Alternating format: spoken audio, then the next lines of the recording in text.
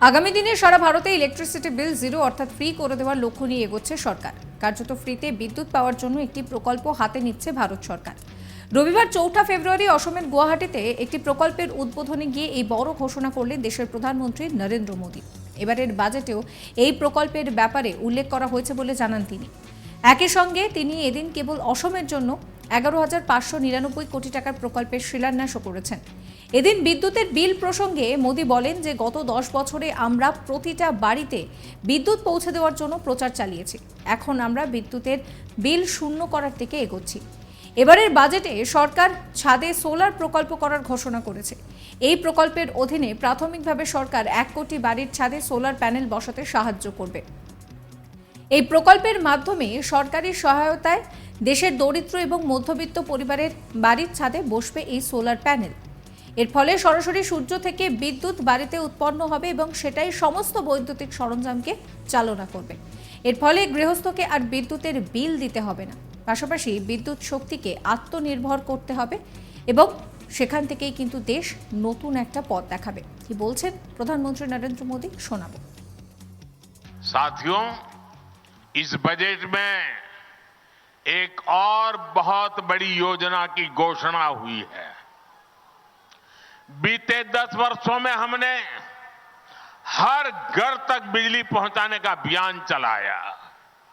अब हम बिजली का बिल आसाम के भाइयों बहनों और देशवासी भी, मैं बहुत महत्वपूर्ण काम आपके सामने रख रहा हूं। अब बिजली का बिल भी जीरो करने के लिए हम आगे बढ़ रहे हैं।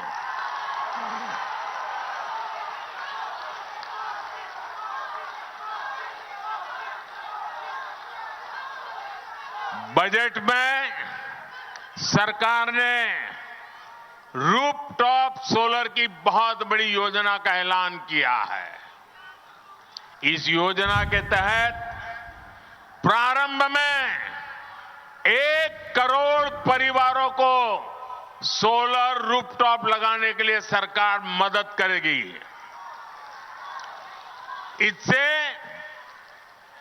उनका बिजली का बिल भी जीरो होगा और साथ ही सामान्य परिवार अपने घर पर बिजली पैदा करके बिजली बेच करके कमाई भी करेगा। দেশের ধর্মীয় স্থান ও ঐতিহ্যপূর্ণ এলাকাগুলির মাহাত্ম্য ও সাংস্কৃতিক গুরুত্ব বুঝতে ব্যর্থ হয়েছিলেন স্বাধীনতার পরবর্তী শাসকরা। নিজেদের রাজনৈতিক স্বার্থ চরিতার্থ করার জন্য এটা করেছিলেন তারা। এটা সত্যিই দুর্ভাগ্যের। রবিবার 4 ফেব্রুয়ারি অসমের গুয়াহাটিতে একটি প্রকল্পের উদ্বোধনে এসে এই মন্তব্যই করলেন দেশের প্রধানমন্ত্রী নরেন্দ্র মোদী। মূলত নাম না করে এদিন কংগ্রেসকে কাঠগড়ায় তুলেছেন তিনি জানান যে দেশের সংস্কৃতি এবং ঐতিহ্যের জন্য লজ্জিত হওয়ার একটা ট্রেন্ড তৈরি করে ফেলেছিলেন স্বাধীনতার পরবর্তী শাসক দল, যেটা দুর্ভাগ্যের। প্রধানমন্ত্রীর মতে কোনো দেশই নিজের অতীত এবং সাংস্কৃতিক ঐতিহ্যকে ভুলে ভবিষ্যতের দিকে এগিয়ে যেতে পারে না। গত 10 বছরে দেশে ধর্মীয় স্থানগুলির যে বিপুল উন্নতি সাধন হয়েছে সেই কথাও কিন্তু মনে করিয়ে দিয়েছেন তিনি।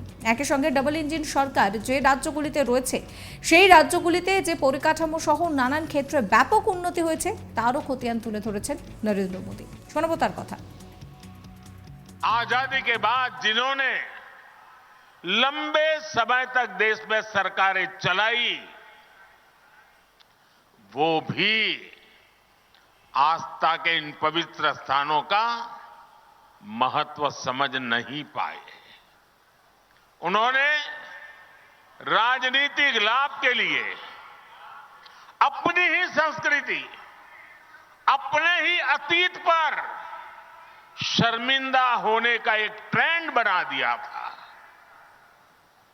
कोई भी देश अपने अतीत को ऐसे मिटाकर, ऐसे भुलाकर,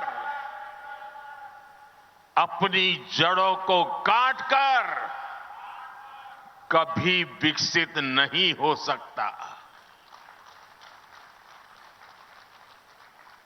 मुझे संतोष है कि बीते 10 वर्षों में अब भारत में स्थितियां बदल गई है। भाजपा की डबल इंजन सरकार ने विकास और विरासत को अपनी नीति का हिस्सा बनाया है।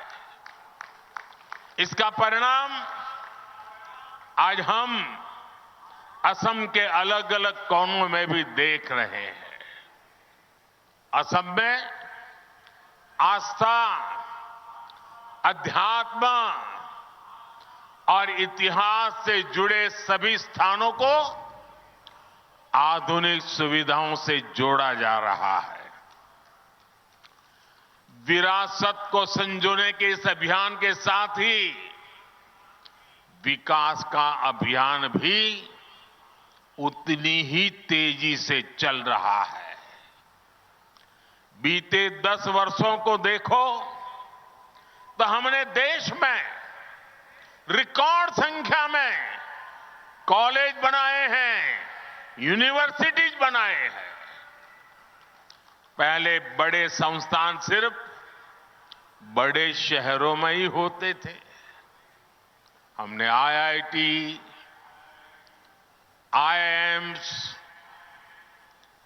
आईआईएम जैसे संस्थानों को उसका नेटवर्क पूरे देश में फैलाया है।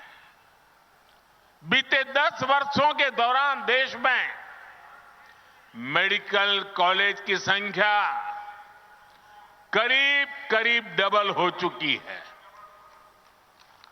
असम में भी भाजपा सरकार से पहले 6 मेडिकल कॉलेज थे, आज 12 मेडिकल कॉलेज है।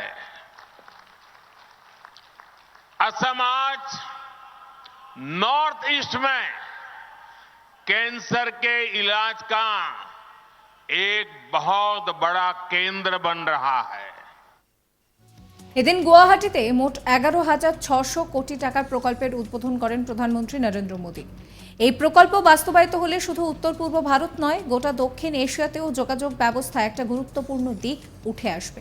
তিনি আরও জানান যে গত 10 বছরে অসমে প্রায় 7,000 মানুষ অস্ত্র ছেড়ে সমাজের মূল স্রোতে ফিরে এসেছেন।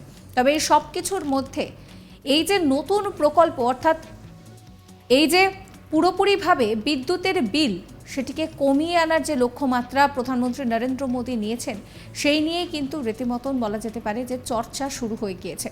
এবারের বাজেটেও সেই নিয়েই আলোচনা হয়েছে বলেও জানিয়েছেন প্রধানমন্ত্রী নরেন্দ্র মোদী।